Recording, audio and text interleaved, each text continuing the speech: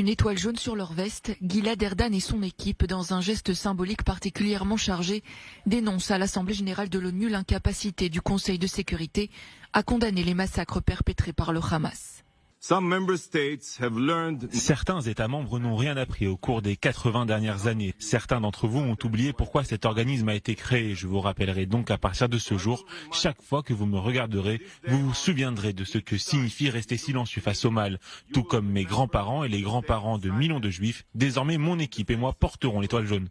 Face à l'ambassadeur israélien aux Nations Unies, un conseil de sécurité profondément divisé sur la guerre qui oppose Israël et le Hamas, avec 4 projets de résolution rejetés. De son côté, l'Assemblée générale de l'ONU a adopté vendredi, à une large majorité, une résolution non contraignante demandant une trêve humanitaire immédiate, mais ne mentionnant pas le Hamas. Le siège actuel imposé à Gaza est une punition collective. Les services de base s'effondrent, les médicaments s'épuisent, la nourriture, l'eau, le carburant s'épuisent. Les rues de Gaza commencent à être inondées par les eaux usées, ce qui entraînera très bientôt un risque sanitaire considérable. Personne ne devrait justifier le meurtre de notre peuple. Appeler à la fin de cette attaque contre une nation entière.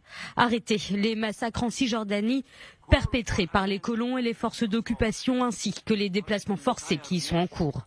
De nombreux appels au cessez-le-feu que n'ont accompagné aucune mention du Hamas, qualifié par Gilad Erdan d'infamie. Pour l'ambassadeur d'Israël aux Nations Unies, cette guerre n'est pas celle des Palestiniens, mais celle menée par la République islamique d'Iran.